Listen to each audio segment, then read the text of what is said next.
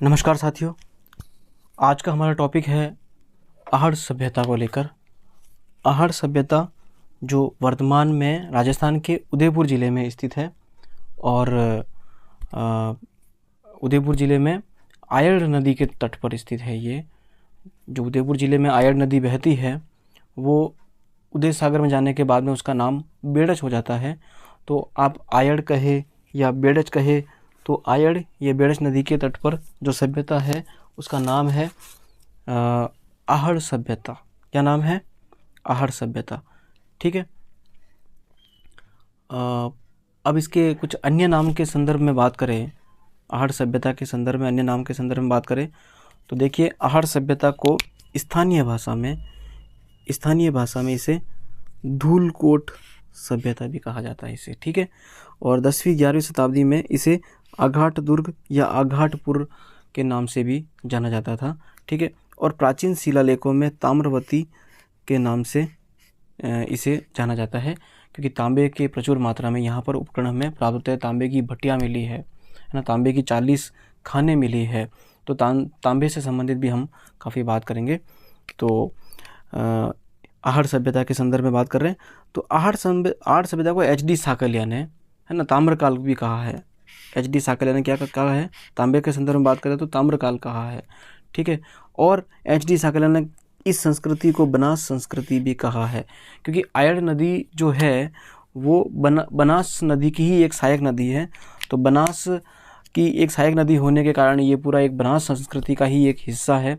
तो इसलिए एच.डी. साकलिया ने, है ना, हसमुख धीरज साकलिया ने जो कहा है ना, वो बनास संस्कृति इसे कहा है। क्लियर।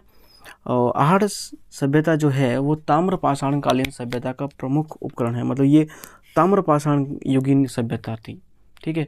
जब पाषाण के साथ साथ में तांबे का भी प्रयोग हो रहा था, उस काल की ये सभ्यता मानी जाती है। अब इस सभ्यता के संदर्भ में सामान्य बात कर लेते हैं कि भाई हर सभ्यता में हम पढ़ रहे हैं खोज किसने किया, उत्खनन किसने किया। तो खोज जो किया है वो अक्षय कीर्ति व्यास ने, है ना, A.K. व्यास ने 1953 ईस्वी में किया है। और उत्खनन R.C. अग्रवाल ने, रत्नचंद्र अग्रवाल ने 1956 ईस्वी में किया है। और 1961 ईस्वी में एच.डी. साकलिया ने भी इसका काफ़ी एक इंटरेस्ट लेकर के उत्खनन किया है। और V.N. मिश्र ने भी उत्खनन किया है। क्लियर। ये जो सभ्यता है वो एक ग्रामीण संस्कृति है। ठीक है। कौन सी संस्कृति है?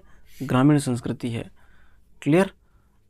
और इसकी अर्थव्यवस्था का जो मुख्य आधार है ना, वो क्या है?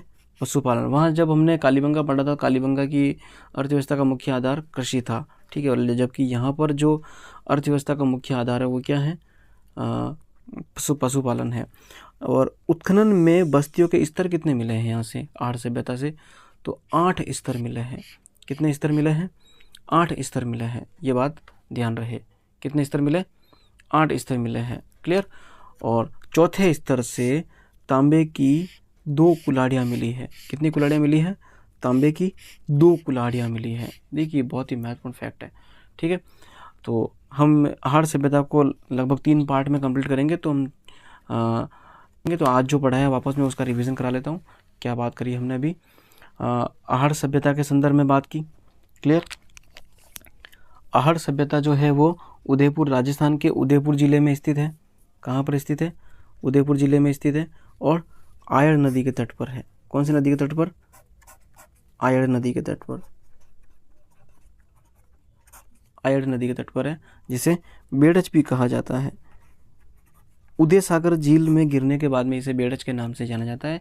आयड़ नदी, बेड़च नदी, ये बनास नदी की ही एक सहायक नदी है, जो भिलवाड़ा ज़िले के मांडलगढ़ के पास में एक बिगोद नामक जगह है। वहाँ पर एक त्रिवेणी संगम के रूप में आयड़ भी बनास में मिलती है और उसमें एक मेनाल भी मिलती है।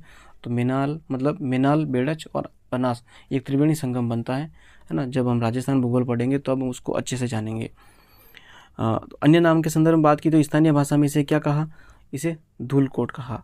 ठीक है। 10वीं-11वीं शताब्दी में आघाट दुर्ग या आघाटपुर कहा। प्राचीन शिलालेख में इसे ताम्रवती कहते हैं। ठीक है।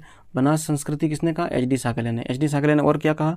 ये ताम्रकालीन संस्कृति, ताम्रकाल कहा इसको, आहड़ सभ्यता को, ठीक है, क्योंकि तांबे के काफ़ी प्रचुर मात्रा में उपकरण हमें देखने को मिलते हैं और ये सभ्यता ताम्रपाषाणकालीन सभ्यता का प्रमुख केंद्र भी रहा है, ठीक है। और खोज किसने की इसकी? अक्षय कीर्ति व्यास ने इसकी खोज की 1953 ईस्वी में, ठीक है। उत्खनन जो किया है RC अग्रवाल ने 1956 ईस्वी में किया है और HD साकलिया ने 1961 ईस्वी में किया है और VN मिश्र ने भी इसका उत्खनन किया है, ठीक है। ये ग्रामीण संस्कृति है। अर्थव्यवस्था का जो मुख्य आधार है इसका, वो कैसा आधार है? इसका पशुपालन है, ठीक है। और जबकि कालीबंगा का कृषि था। उत्खनन में यहाँ बस्तियों के कितने स्तर मिले हैं? 8 स्तर देखने को मिलते हैं। कितने स्तर देखने को मिलते हैं? 8 स्तर। जबकि कालीबंगा में कितने मिले हैं?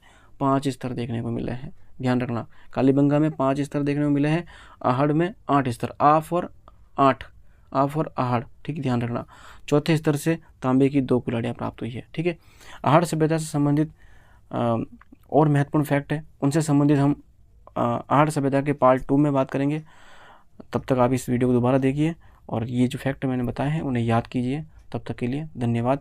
अगले वीडियो में फिर मिलते हैं। Thank you so much.